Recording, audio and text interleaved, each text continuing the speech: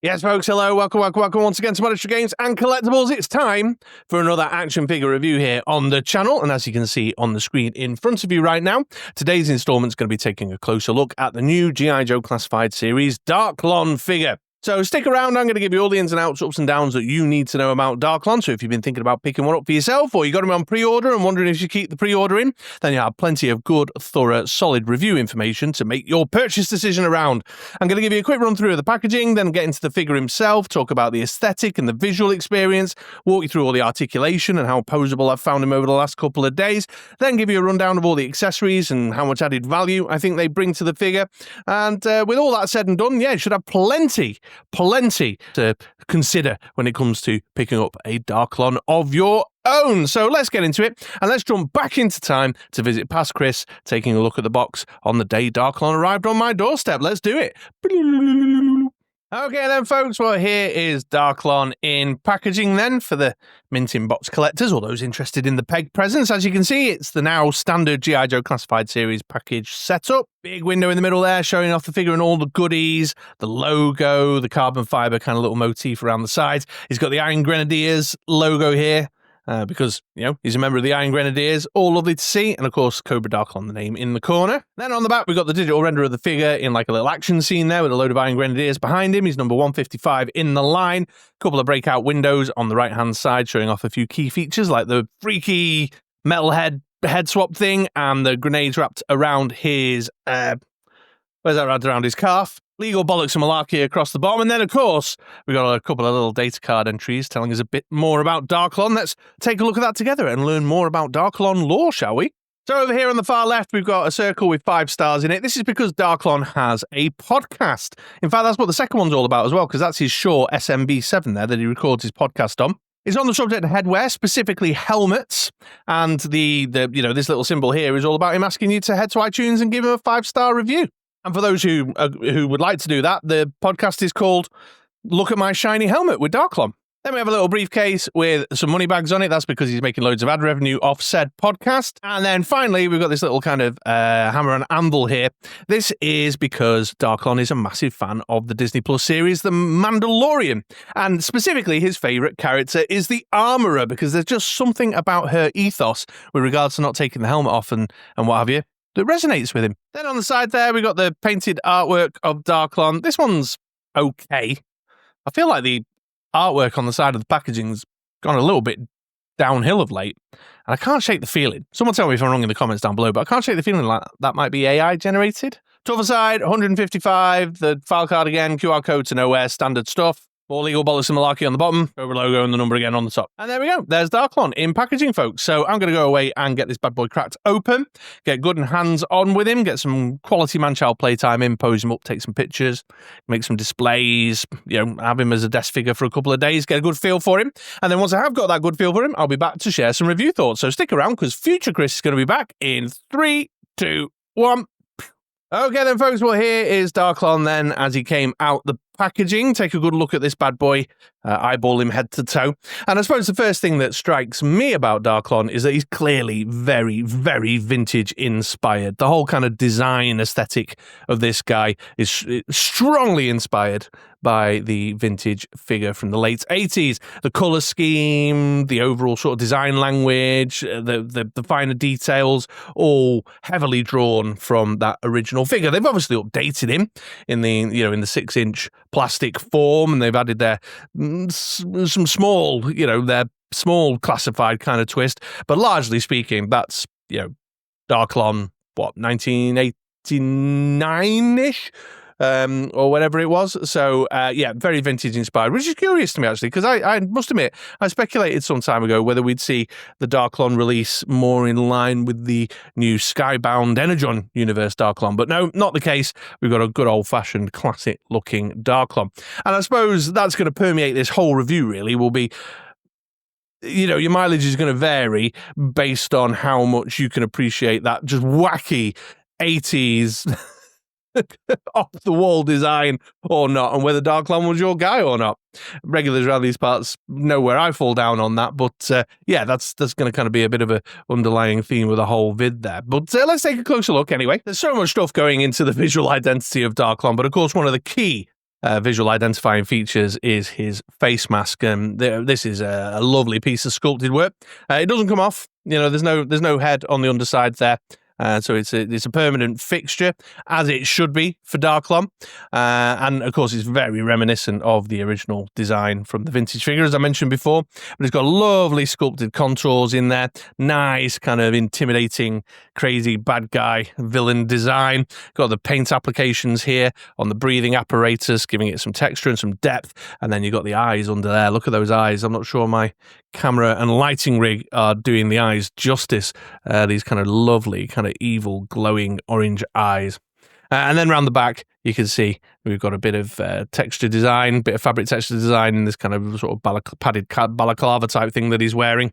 Lots of nice sculpted details in there. So you can see, like with his webbing here, we've got the bits of orange padding. In fact, the bits of orange padding are obviously a theme throughout the figure. So there's a little bit here on his webbing, his codpiece, some bits on the thighs and at the top of his boots there, giving it a bit of symmetry and tying it all together nicely.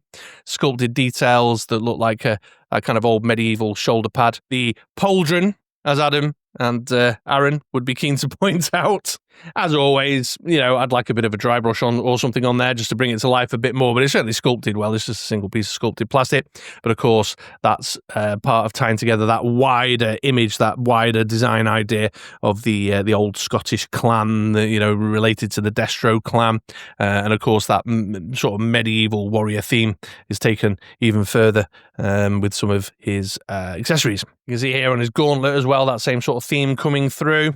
And of course, I said before, lots of stuff goes into the visual identity of Darklon. We've got the green shirt with the tiger stripe pattern in there. That's nice. It's a little bit more muted than the original vintage figure was, I believe. I'm going off memory right now, but I feel like the green was a bit more day glow, a bit brighter, as was the kind of reds and oranges there. And you can see at least they've sort of toned it down a bit. But it's still, an eye-catching splash of colour on your Cobra side of the display. Although I must admit, nowadays, of late, my Cobra displays look very, very colourful, and I'm all the better for it. Love a wide colour palette on the display. All the leathery bits are all kind of suitably shiny and patented and leathery. I mean, the boots, look at these bad boys. That's some kinky boots on there. But yeah, I get the vibe that Darklon's got a little bit of a kind of villainous kink about him. Anyway, although I'll tell you one thing aesthetically that stands out to me. Does it feel like he's got really narrow ankles? Like, I don't know if that's just like a thing with the figure, or maybe Darklon, in the lore, has just got really thin ankles. I mean, I don't want to come over as being ankleist or anything, but it does feel like he's got very, very thin ankles. While I'm down here, though, you'll see I've got a few paint knocks in things like the knee pads here, which is a little disappointing that they've got one sort of right at the front there, but relatively unavoidable, I suppose. In time, I wouldn't expect one that I've only had for, 4 days now to have that. But then you've also got his little grenades, his launchable grenades strapped around his ankle there, again inspired by the vintage design, and the nice paint applications for the sort of brass look of the shells. Otherwise, the usual stuff is there. You can see creases and folds and little bits of bunching up in the fabric design of the jumper and of his trousers there. So you've got all that usual kind of stuff, giving it that texture and depth. The padded sections look like, padded sections, which is all lovely. I mentioned before about how leathery his leather boots look. So that's all nice and in place. Your kind of usual standard for G.I. Joe classified on that front. And I'll return to this when I come to articulation, but you'll notice also it's the barbell joint with the torso cut there instead of the sort of the hinge, which means there's kind of like a little bit of a neater design aesthetically there. But obviously it does affect his articulation a little bit more, which I'll talk about in a bit. No, aesthetically, I'm giving him a thumbs up. I'm into it. Everybody who watches this channel regularly knows that I like the crazy ones. I like the ones that are off the wall, and a guy with orange padding and a green shirt with a crazy face mask fused to the front of his face is going to appeal to me. Now, as I said before, your mileage will vary depending on how much you kind of lean into the wackier side of the G.I. Joe stuff. I could definitely see why for some this wouldn't appeal at all. I mean, just look at that colour scheme on him there. But I'm into it. I love it. I think it's great. And I think they've done a really excellent job of bringing that vintage style to life in this kind of modern G.I. Joe classified form. I suppose my only criticism aesthetically is that perhaps they've stuck to the vintage design a bit too much, and they could have sought a small handful of extra opportunities just to, just to take it a step up, bring it into this new generation a little bit more. But outside of that, brilliant. Really hitting the nostalgia there. So loving it. Okay, there is the aesthetic. Let's now move on to articulation. Talk about its posability, shall we? Okay then, folks. Well, I'm just going to talk through the articulation now, but it's fairly standard G.I. Joe Classified series stuff, so if you've got no need or interest in seeing the articulation run through, then please do avail yourself of the chapters. I'll put timestamps in down below and jump ahead and take a look at the accessories and added value with me. But if you have never seen a G.I. Joe Classified series review before and are curious, or you want to know if there's any quirks or anything particularly interesting about Darklon in terms of articulation, then stick around and I'll walk you through it. Again, at the start up top here with the head, it's the standard ball at the base of the neck, ball in the base of the skull there, so it gives you good down, pretty decent up. You can go all the way around, full 360. It's got some tilt and swivel and stuff, so good range of motion up top there. Then moving down into the shoulders, you can see the butterfly joint giving you a nice bit of shuffle back and forth, and then they're pegged in with the hinge, so you can do the T shape like so. Obviously the pauldron gets in the way a little bit, or you can go all the way around full 360. He's got a swivel there at the top of the bicep and tricep, pinless double elbow that'll get you up to there. And then it's the standard pegged in hands, which can swivel around the wrist. And then both of these hands have got the up and down hinges on them there. Then down into the torso, the barbell joint across the chest there, and then the ball in the waist. You got fairly good swivel and turn under there, although it's somewhat restricted by this strap coming over the shoulder. And then good swivel and turn in the ball joint at the waist there. His crunch isn't fantastic, but otherwise your twisting and swiveling is pretty good. Now when we get to the accessories, we're going to see he's got a big old sword with him, and I think that's a design decision to put him in more kind of sword swingy type of poses there, I suspect, anyway. Going down below the waist is the standard drop down joint in the hips here, so you can pull the leg out and bring it forward like so. Get nice Russian ballet on the go like this. Then we've got the swivel there at the top of the thigh. Pinless double knee, that'll get you up to there. And then his boot cut's quite high here because it sits at the boot line. So you can swivel in there. And then you've got your standard hinge and rockers around the ankle there. So the articulation is good. I'll give it a thumbs up on the core fundamental kind of piece of review there with regards to articulation. I've been able to pose him up into some interesting poses, and the storytelling that I've been trying to do with him over the last couple of days has been great. He's been my desk figure. I've been fiddling around with him while I've been on Teams calls and had a lot of fun. That's all good. What I will say, though, is that the articulation does kind of have a bit of a trickle-down effect into the aesthetic experience. So the way that these boots have this kind of padded front here over the knees that stick up with the boot swivel at that point means that if you kind of turn his legs in to sort of get him into a better stance like that, it kind of creates this, I don't know, that just doesn't look right or natural to me, like he's unusually twisting his leg there, which I'm not particularly into. And then what I will also say is that like this pauldron on the shoulder, because it's just strapped on, it sort of falls down quite a bit, and it also gets in the way of the hinge and the bicep swivel and stuff at the top there. So you kind of got aesthetic choices that will impact how you pose him, because you'll try and pose him in ways that will kind of keep this nice and flush properly along down his shin line, and you'll also pose up this arm in certain ways to make sure that you can keep this pauldron up top there and sort of looking aesthetically right. So while the articulation is good, just a couple of kind of small prints and caveats there from me. But it's still a thumbs up because G.I. Joe Classified has good articulation. I enjoy it. Right, okay, there's the articulation. Let's now take a look at the accessories and added value, shall we? And to get us started, we've got this head swap here. The silver elements of this head are looking very shiny under my little kind of action figure stage lights, but hopefully you'll be getting a good gist of what's going on here. Just this big, crazy metal skull-style face with the tongue sticking out. Got all this kind of sculpted tech design at the top there. Got the glowing red eyes, then the black straps there, attaching it around the back of the head. The teeth with the big old like saber-tooth teeth on the front there. Really, really crazy looking thing. I believe this is a reference to something, but do you know what? I know my G.I. Joe fairly well, but I've not been able to pin down what that's a reference to at all. But it does look freaky.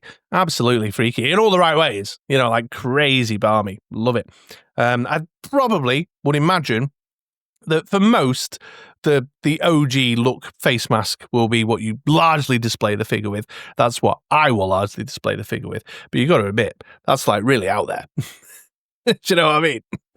And the rest of Darklon's accessories are all about his loadout, starting with his little darty gun thing. Interesting piece of kit, this. It is a bit rubbery, look, folks. Getting back to the old days there, look at that. A lot of bend on this. I've tried a few times to sort of straighten it out, and sometimes when I've got it in his arms, I end up with it sort of a little bit bent like that. And so, just a little side note there. But yeah, it's again obviously very inspired by the vintage design weapon that Darklon carried with his vintage figure. You got all the little barrel holes in there if you wanted to use some of the firing effects from one of the multi-packs or something. So yeah, it's good, it's nice, it's fine. I do find it sits a little funny in his hand and it's a bit difficult to sort of, you have to manipulate it in a little bit because of the way this comes down here and the way that comes down under there. It's your usual kind of sticking and twist is a bit difficult. But it is perfectly possible to do, although can you see that bend there now from having to manipulate it in?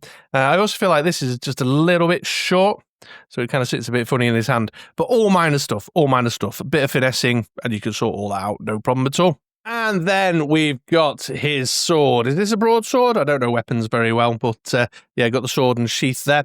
Here's the sword. Look at that nice, shiny, metallic paint job on the blade itself with this kind of crazy, unique design. It's kind of sort of vestigial, kind of medieval field with a bit of a kind of modern twist with some modern contours and stuff in there. Got little sorry bits there. Some paint applications on the little jewel in the hilt and down the bottom here, which is like a bird claw across the bottom. Really nice, great bit of flavour, great bit of something out there. First time we've seen this knocking around in G.I. Joe. The swords are largely katanas, samurai ninja swords and stuff. And then we got a bit of design going on his sword sheath as well, with the sculpted detailing at the top and then the little bit of leather around the side there with the strapping in, and then the little sculpted details in there at the bottom. It's a little bit of a loose fit coming in and out, but it stays in, look, it's fine. But it's not kind of clunky clicky as they are sometimes. And then this thing's got a peg at the back to go into his little backpack peg hole in his back.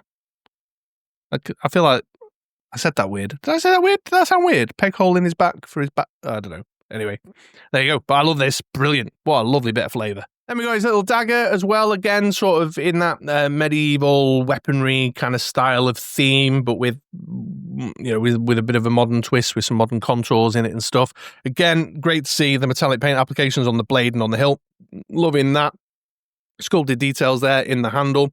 I've got this little black blob here and then a tiny little black blob there. I don't know if that's supposed to be more paint on that or not, or if that's just a bit of paint rub from coming in and out of the little sheath on his ankle, because you can store this on the figure. Just slots in there on this lovely sheath, again with sculpted details at the top to match the sword one, just on his ankle there. And then finally he's got this little what would you call it? Is this a snub-nosed revolver? I tried, folks. I tried. One of you will jump in and let me know what I'm looking at here. But yeah, six shot revolver. I don't know. Anyway, it's fine. Great. We haven't seen a lot of weapons like this. It's certainly a lot better than the piece of work we got with Tunnel Rat. So that's nice to see. And again, it's got this kind of unique. Ooh, what was I saying? This unique, slightly different flavor about it. Like everything about Darklon is just like a little bit, misaligned, but not, you know what I mean?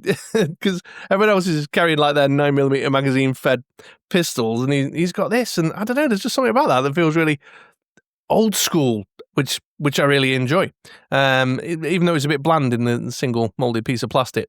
And this can be stored on his figure as well. He's got a holster on the back of his belt there. It's a bit of a tight fit because of the way it's sort of sculpted in there rather than sitting on a loose belt, but it's just a tight fit. It's not like impossible to do or anything. He says now, struggling while he's trying to watch himself do it on the monitor screen. Anyway, it does go in. Trust me, I've had it in in and out loads. There you go, done it. Such a cackhand. So I'm totally giving the weapon selection, the accessory selection, but it's largely weapons, a thumbs up on this. I love when the accessories add to the visual identity of your character. I love when the accessories add to your storytelling. I like when they're unique to the character themselves as well. This is ticking many, many boxes. He's, an aggressive, offensive, greedy, nasty bastard. So it all lines up. It's really, really, really cool. The only criticism I had, just to reiterate, is that the handle of this gun doesn't quite sit in his hand as nicely as I would like. And that's it.